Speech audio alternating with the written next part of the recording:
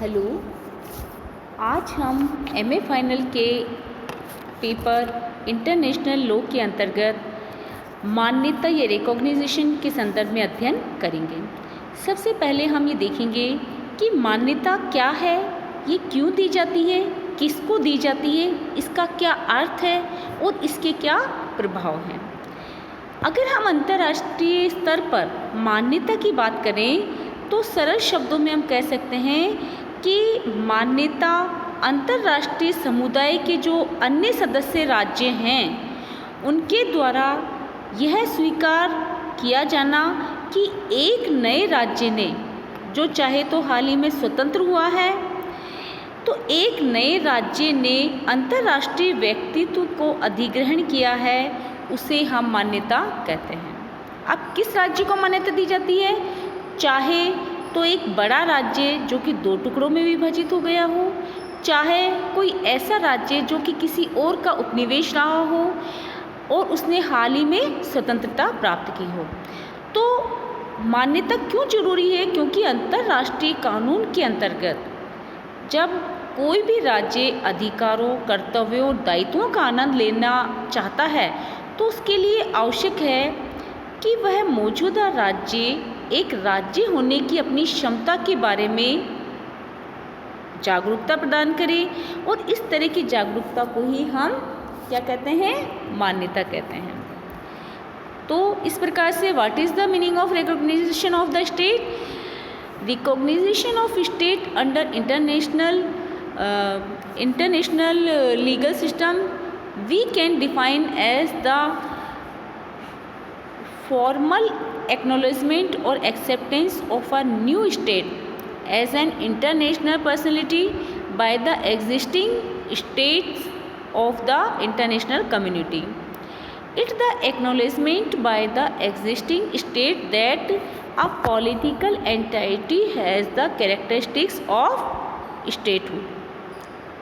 अर्थात अंतर्राष्ट्रीय कानूनी प्रणाली के तहत राज्य की मान्यता को अंतर्राष्ट्रीय समुदाय के मौजूदा राज्यों द्वारा एक अंतर्राष्ट्रीय व्यक्तित्व, यहाँ पर अंडरलाइन कीजिए, अंतर्राष्ट्रीय व्यक्तित्व के रूप में नए राज्य की औपचारिक स्वीकृति के रूप में परिभाषित किया जा सकता है। औपचारिक स्वीकृति क्या? इससे तात्पर्य है कि इसने निश्चित शर्तों के साथ या उसकी जो आवश्यक शर्तें उनको पूरा करने के बाद अंतर्राष्ट्रीय समुदाय में प्रवेश कर लिया है, एक अंतर्राष्ट्रीय व्यक्तित्व बन गया है। उस आधार पर यह एक राजनीतिक इकाई है, और जब राजनीतिक इकाई है तो परस्पर राज्य द्वारा उनके अंतर्गत राजनयिक संबंध भी स्थापित होंगे। एक राज्य के लिए मान्यता हेतु कुछ आवश्यक तत्व होते हैं। तो essentials for recognition as a state, तो उनमें सबसे पहला जो जरूरी है, जैसा कि अंतर्राष्ट्रीय कानून के आर्टिकल 1 में कहा गया है कि एक व्यक्ति के रूप में राज्य को परिभाषित किया गया है, यानी कि स्टेट को एज अ पर्सन डिफाइन किया गया है। एक राज्य के रूप में मान्यता हेतु राज्य को निम्नलिखित तत्वों की आवश्यकता होती है। कौन से तत्वों की आवश्यकता होती है? सबसे पहला जो तत्व है वह है इसकी आबादी स्थायी होनी चाहिए। It should have a permanent population.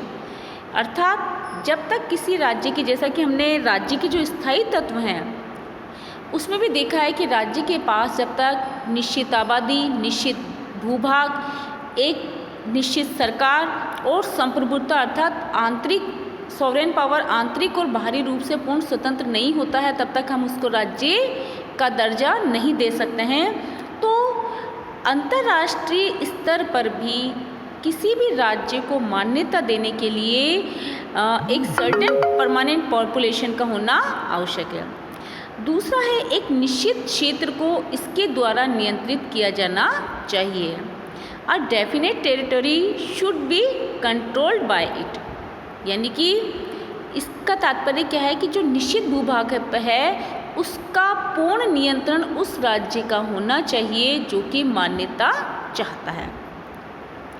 इसी प्रकार से उस क्षेत्र की विशेष सरकार होनी चाहिए। There should be a government of the particular territory.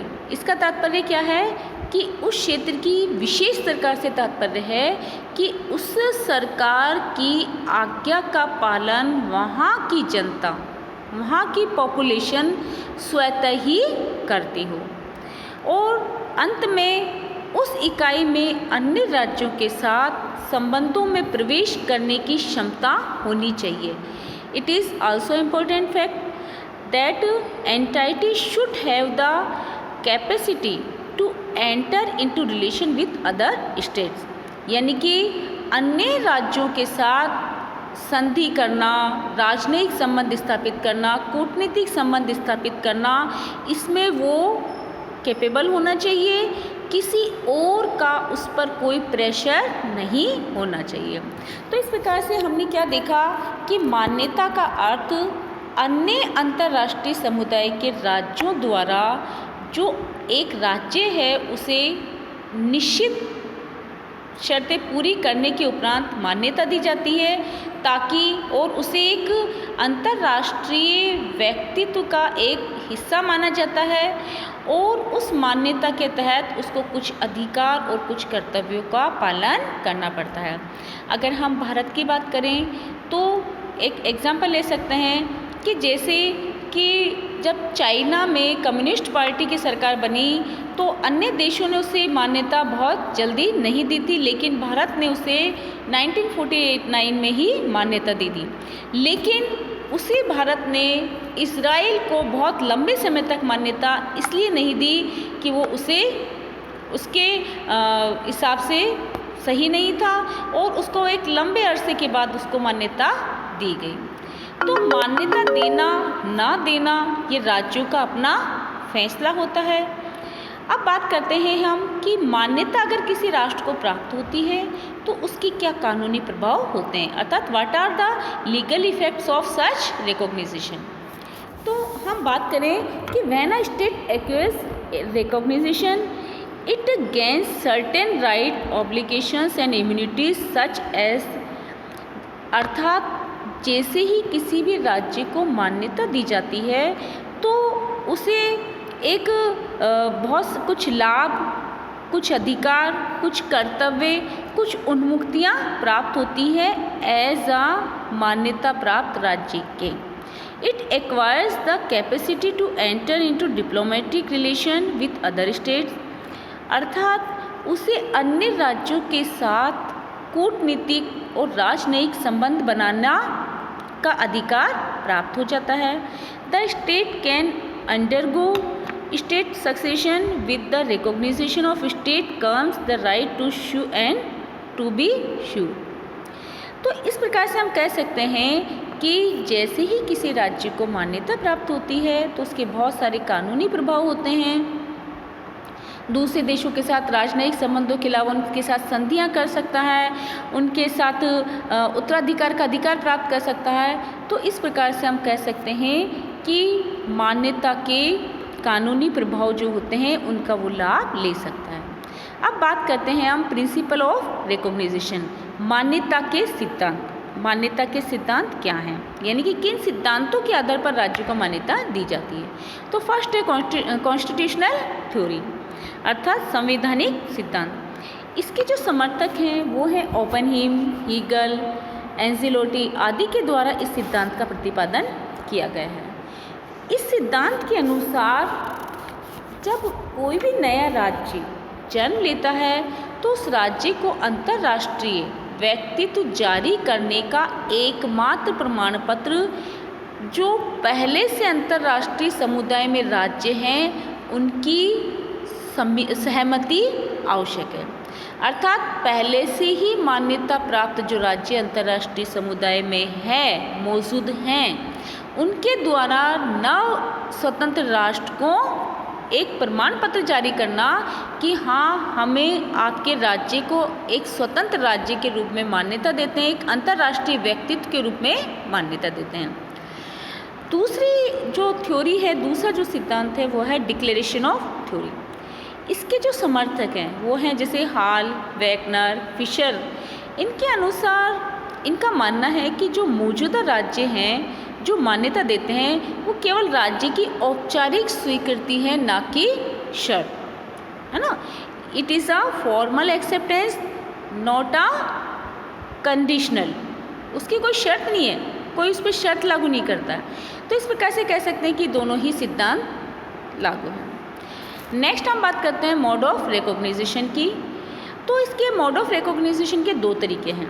पहला है डी फैक्टो रिकॉग्निशन, अर्थात जब वास्तविक मान्यता इसके अनुसार एक नए राज्य को मान्यता का जिसने पर्याप्त क्षेत्र प्राप्त कर लिया है और उसी पर उसका नियंत्रण कर लिया है, लेकिन पहचान करने वाले राज्य इसे अधिक स्थिर नहीं मानते। अगर अधिक स्थिर मानते हैं तो वो उसको मान्यता दे देंगे, लेकिन अगर वो ये देखें कि ये ज़्यादा दिनों तक स्थिर नहीं रह सकता है तो वो मान्यता नहीं देगा। मैंने आपको भी बताया था कि भारत ने चीन को साम्यवादी शासन लागू होते ही मान्यता दे दी थी, साम्यवादी चीन को, लेकिन इजराइल को इसीलिए ज़्यादा समय तक मान्यता नहीं दी कि इसे लग रहा था कि वो ज़्यादा समय तक स्थिर राष्ट्र नहीं रहेगा उस भूभाग पर जिस पर कि उसका नियंत्रण है।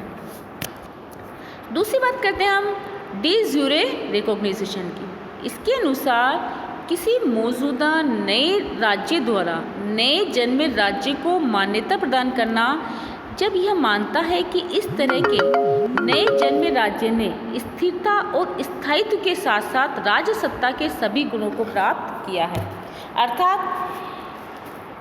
एक एग्जाम्पल हम ले सकते हैं कि मान लीजिए कि किसी भी राज्य का कोई एक बड़ा भूभाग उस राज्य से अलग होता है, लेकिन अलग होने के उपरांत भी यदि किसी अन्य राज्य को ये विश्वास हो कि उसने स्थिरता प्राप्त कर ली हो, स्थायित्व प्राप्त कर लिया हो और राज्य सत्ता के सभी गुणों को अगर प्राप्त कर लिया है तो वो राज्य उसे मान्यता दे देंगे। तो यहाँ पर हमने ये देखा है कि किसी भी राज्य को मान्यता प्रदान करना किसी भी अंतर्राष्ट्रीय जो राष्ट्र हैं, समुदाय है, उनका अपना पर्सनल डिसीजन है। वो चाहे तो किसी को मान्यता दें, चाहे तो किसी को मान्यता नहीं दें, लेकिन मान्यता देने का जो कानूनी प्रभाव होता है वो यह होता है कि उनको राजनयिक कूटनीतिक संबंध स्थापित करने का अधिकार मिल जाता है और एक अंतर्राष्ट्रीय व्यक्तित्व को प्राप्त कर लिया जाता है। तो इस प्रकार से किसी भी नव स्वतंत्र राष्ट्र के लिए मान्यता प्राप्त करना बहुत जरूरी है। धन्यवाद।